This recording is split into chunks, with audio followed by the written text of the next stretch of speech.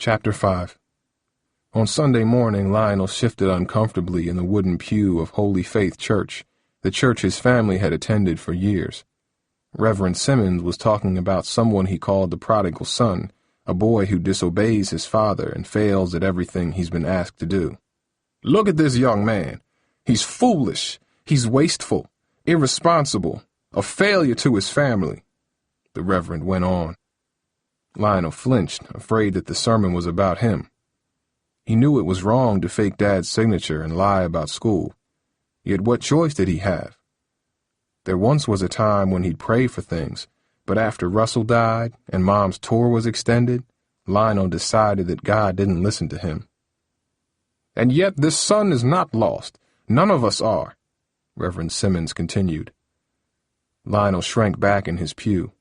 He felt more lost than ever. Lost in school where he couldn't keep up. Lost around Jamar, who was comfortable stealing change and smoking weed. Lost to his father, who wanted him to be an honor student. There was no way that could happen. It was like asking him to fly. If only school was like basketball, Lionel thought to himself. Then he could pivot and spin, tricking his opponent into making mistakes, just as he did with Steve. He imagined himself on the court with Mrs. Henley then, trying to fool her into thinking he could read. And that's when the idea hit him, a way to get her off his back. He just needed his sister's help. He waited until they were home and Dad was playing with Sahara. "You think you smart enough to do high school work?" "Huh?" his sister replied suspiciously. "Why are you asking me that?" "Last night you acted all smart. I just wondered if you could do what we do at Bluford," he said, pausing just enough to hook her. "Never mind. I know it's probably too hard for you." He knew his sister couldn't resist the challenge. She was just like him, a competitor. If she'd played basketball, she would have challenged Steve too.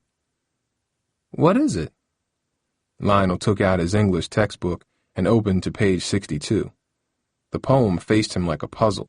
He'd heard Miss Walker recite it once, and he remembered the first and last line already.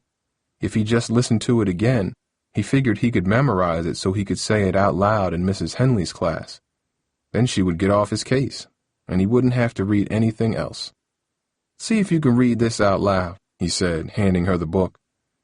"It's okay if you can't. I know you're just a fifth grader." Kendra stared at the short poem for a moment and then smiled defiantly. A second later, she was reading it aloud, much better than he could. Lionel focused on her, listening to every word, getting her to repeat lines by telling her she stumbled, committing each to memory as if it was his favorite rap. When she finished, Lionel was finished too. He'd learned it. "That was easy," Kendra said proudly when he took the book away. "You're pretty smart," Lionel replied with a proud grin of his own. Late Sunday afternoon, Lionel was staring at his textbook practicing the poem in his head when he heard a knock at the door. Aunt Mimi was still at work, and Lionel and Kendra were in the living room watching Sahara. Dad was in his room. "Who's that?" Kendra asked. "I don't know," Lionel said as he approached the door. He peeked through the tiny peephole to see a pretty woman holding a tray covered in aluminum foil. "Some lady," he said as he clicked the lock and opened the deadbolt. Lionel opened the storm door to see a slender woman, maybe in her 40s. She wore a snug plum dress, and Lionel could smell sweet perfume in the air. He figured she was there to sell them insurance or something, but then she caught him off guard. "Oh, you must be Lionel. You look just like your father," she said with a nervous smile. Was she wearing makeup too? Lionel wasn't sure. "Yeah, can I help you?" "I'm sorry, I'm Denise. I work with your father. Is he home?" Just then, Lionel heard steps behind him. "Denise, what are you doing here?" Dad asked, stepping in front of Lionel, nudging him aside. He spoke quickly, as if he was surprised and maybe a bit uncomfortable, Lionel thought. "Well, I know you've been on the road all week, and I figured since you don't have anyone to cook for you right now, I thought I'd do it." Lionel's eyes widened as she handed Dad the tray. "Denise, you shouldn't have." "Now, Leroy, don't say a thing until you try it. It's homemade macaroni and cheese. There's enough for everybody. Well, thank you, Dad said, moving into the doorway as if he was trying to block her from coming closer. But you didn't need to come all the way over here. I know, but I know how busy you are and how hard we've been working these past weeks. I just thought y'all could use a good meal. Besides, Lord knows I like to cook, she added with a smile that seemed to linger on Dad for several seconds. One phrase echoed in Lionel's mind. How hard we've been working.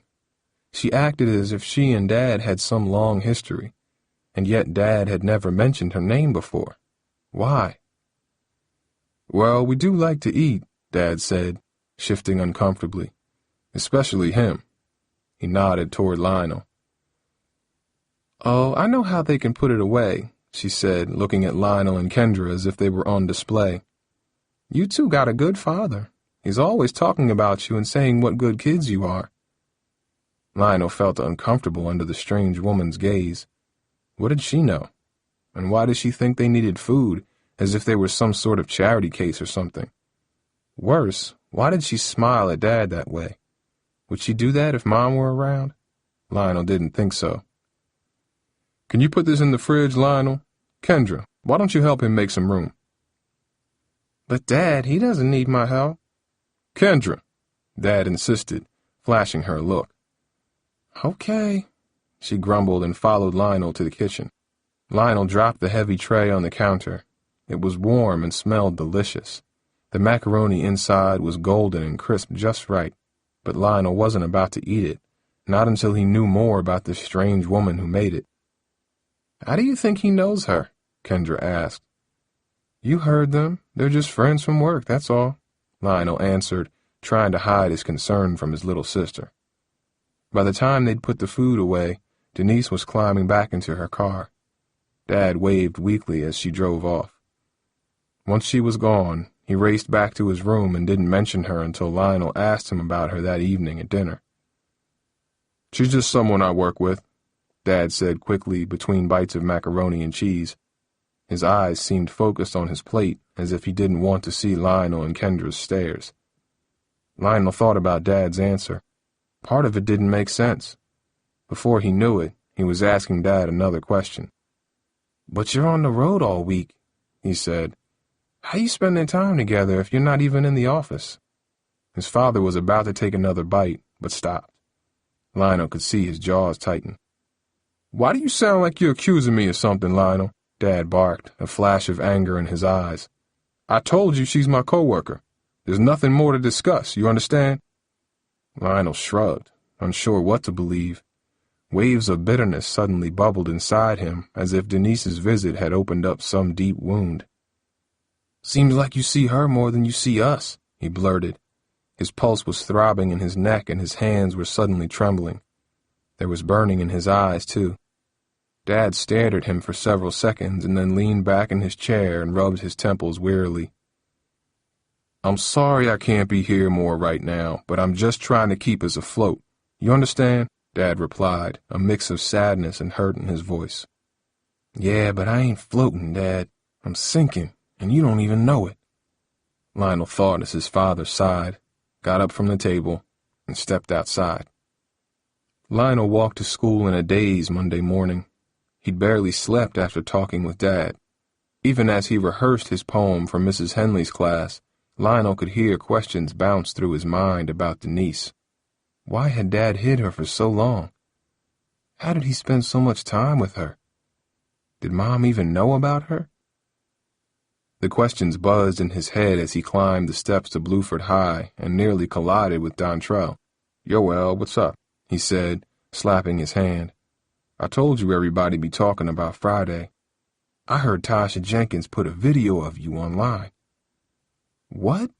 With everything on his mind, Lionel almost forgot about his one-on-one game with Steve. I'm serious. She filmed you taking Steve to school, and then she sent it to, 50 people on Saturday. You some kind of star right now. Whatever, Lionel shrugged as they walked down Bluford's crowded main corridor. He felt as if he was trying to dribble 5 basketballs at once and losing each of them. There he is, yelled a familiar voice from behind him. That's my boy right there. Lionel turned back to see Cooper with a wide grin on his face. A taller boy named Akeem Randall walked with him. Lionel recognized him from church where he used to sing in the choir. He even wrote a song for Russell when he died. "What's up, Coop?" Lionel said. "Yo, L, I could watch that clip every day. Steve falling on his butt like that. That one had me rolling 'cause that's just what that boy needed," Cooper said with a loud cackle. "Please tell me you're trying out for basketball on Wednesday." "Yeah, I'll be there," Lionel replied, the thoughts of his father still gnawing at him. "Cool. Maybe we'll actually win this year," Cooper said, turning up a different corridor. "Come on, Ock. Let's go before Tara gets mad." The two juniors walked away, and Lionel and Dontrell snaked around a corner to their lockers. That's when Lionel saw Malika. She was huddled outside a classroom with Jamie and Tasha, whispering something. Their eyes were focused on the pink phone in Tasha's hand. "I'm not even going to ask what y'all are looking at," Dontrell said as soon as he saw them, a big grin on his face. "None of your business," Tasha replied, flipping the phone shut and slipping it in her pocket. Malika looked embarrassed. Overhead, the warning bell sounded. "Uh-oh, we don't want to be late. Let's go," said Jamie, yanking Malika away. "See you in class, Lionel," Malika said with a wave and a smile. As the three girls hurried down the hallway, Lionel could hear Jamie laughing and teasing her friend. "See what I mean? Everybody's talking about what happened," Dontrell said with a smile. "Yo, you gotta talk to Malika today. She's waiting for you to make a move." "We'll see," Lionel mumbled, the questions about Dad still churning in his mind. He could feel Dontrell watching him as he dropped his coat in his locker and slammed it shut with a loud metal clunk. "What's wrong, bro? You feeling all right?" he asked then, staring at Lionel's face as if he saw something that worried him. The final bell rang then. Classes were starting in 1 minute. "I'm cool. Just got a lot on my mind," Lionel said, shouldering his friend aside as he moved down the crowded hallway. 2 hours later, Lionel walked into English class. Mrs. Henley eyed him the second he stepped into her room. "Do you have that letter for me?" she asked before he even sat down. Though he was ready, he was tired of her pressuring him. She acted as if her class was the only thing he had to worry about. "Nah, I forgot," he said, watching for a second as her face tightened up. He wished he could walk away and not have to deal with her anymore. "Just kidding. I got it right here." Lionel carefully pulled the letter from his book and handed it over, hoping his fake signature was good enough to fool her. Mrs. Henley glanced at it for several seconds and nodded. "Good. And are you ready to read for us today?" The class was beginning to fill. A noisy group of students, including Rashid, barged into the classroom. Malika came in a few steps behind them. She glanced quickly toward Lionel's desk as soon as she walked in. When their eyes met, she smiled and darted to her seat. Seeing her, Lionel felt a nervous tremor race through his stomach. "Yeah, I'm ready." He had repeated the poem to himself several times since Kendra said it. He even rehearsed it during his study skills class as Mr. Coleman talked about the importance of taking notes. It was the closest thing he'd done to studying since he arrived at Bluford. "Great. Let's get started so we can hear it." Dontrell was the last to arrive in class, and he looked shocked to see Lionel with an open book on his desk. "Now I know you ain't feeling right," he whispered. Mrs. Henley took attendance quickly and then settled the class down, reminding them of their discussion about the American dream and what each of them had said last week. She even remembered Lionel's joke about the country being asleep. "Go ahead, Lionel. Read us what Langston Hughes has to say." For an instant, Lionel's mind was blank. Sweat gathered beneath his arms, and he felt the eyes of his classmates scanning him. Rashid grunted and sucked his teeth. Dontrell clicked his pen. Someone nearby snapped a piece of gum. It was as if he was on the court dribbling the basketball in slow motion. And for once, he had a move he could use in the classroom. "What happens to a dream deferred?" he said, glancing once at the page and then straight ahead. The whole poem came to him then, naturally, powerfully, perfectly. For a line or two, the words of Langston Hughes almost seemed like his. He knew about dreams that were held back. He'd seen them choked off everywhere, from Felix at the car wash to Miss Walker and poor Russell. And he had his own dream that was in danger, one he clung to as he recited each word. "Excellent, Lionel. You read that beautifully," Mrs. Henley said when he finished the poem. Lionel's heart pounded with pride. He felt as if he had just made a game-winning last-second shot, a feeling he never had in class. For the rest of the period, he listened to Mrs. Henley's discussion. He even knew the answers to her questions, though he kept quiet, and she left him alone. But at the end of the period, she made an announcement. "For Wednesday, I want you to take all your ideas and write an essay," she said, handing out the assignment. The class groaned in protest. Lionel crossed his arms and slouched back in his seat as she described the details. 4 pages.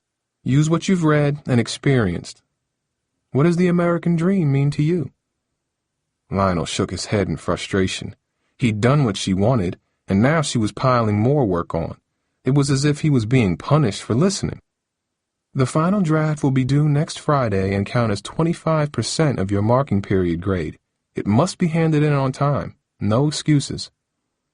Lionel crammed the assignment into his book and watched the final seconds of class tick away. There was no way he could write a 4-page essay for her. His writing was as bad as his reading, maybe worse. What was the point of trying if she was just going to fail him anyway?